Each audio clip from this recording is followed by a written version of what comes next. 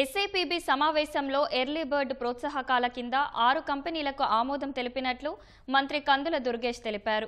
పెట్టుబడులపై పోర్టల్ ఏర్పాటు చేసుకుని పర్యవేక్షించాలని నిర్ణయించినట్లు పేర్కొన్నారు. నిర్ణీత కాల పరిమితిలో ఎంఓయూల అమలుకు వీలుగా చర్యలు చేపట్టాలన్నారు. 45 రోజుల్లో క్షేత్రస్థాయిలో అమలయ్యేలా కార్యాచరణ రూపకల్పనకు సీఎం ఆదేశించినట్లు తెలిపారు. సీఎం అధ్యక్షతన జరిగిన సమావేశంలో ఈ మేరకు తీసుకున్న నిర్ణయాలను మంత్రులు దుర్గేష్, టీజీ భరత్ వెల్లడించారు.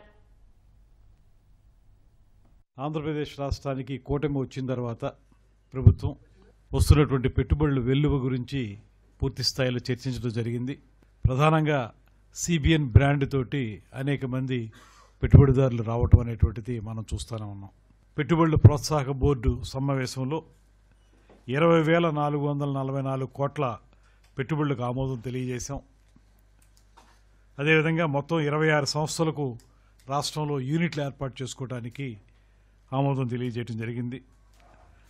వీటి ద్వారా 56,278 ఉద్యోగాల కల్పన జరుగుతుందనేటువంటి మాట కూడా స్పష్టమైనటువంటి వివరణతో ఉంది.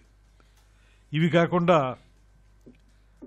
ఎర్లీ బర్డ్ ప్రోత్సాహకాలు ఏదైనా ఒక కార్యక్రమంలో మొట్టమొదటిగానే వచ్చి మేము టేకప్ చేస్తాం అనేటువంటి ఒక 6 కంపెనీలకు కూడా ఆమోదం తెలియజేయడం జరిగింది.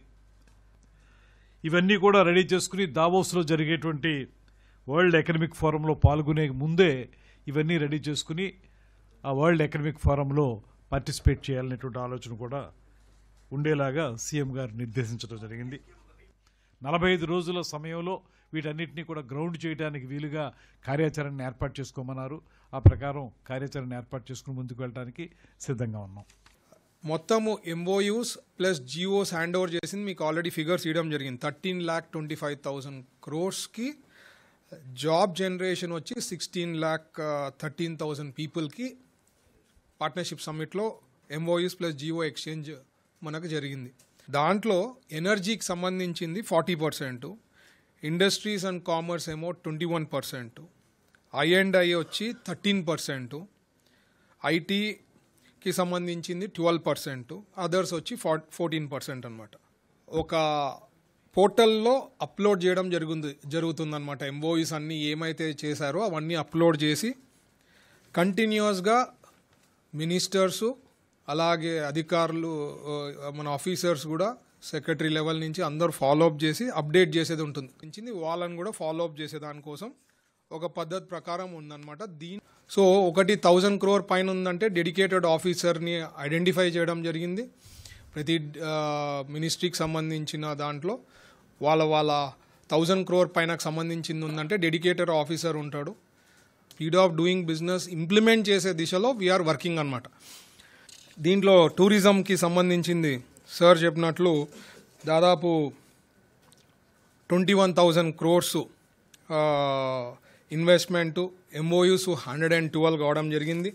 ఎనర్జీ డిపార్ట్మెంట్కి అయితే దాదాపు ఇన్వెస్ట్మెంట్ వచ్చి 4,54,180 crores, ఎంఓయూస్ వచ్చి టోటల్ 49 ఎంఓయూస్ చేయడం జరిగింది. ఐటీకి సంబంధించిన వచ్చి 1,22,606 crores-కి ఎంఓయూ చేయడం జరిగింది. సో ఇవన్నీ కూడా గ్రౌండ్ కావాలా అనే ఉద్దేశంతో ఈరోజు ఎంఓయూస్ ఏదో చేశామనేది కాకుండా రివ్యూ చేయడం జరిగింది.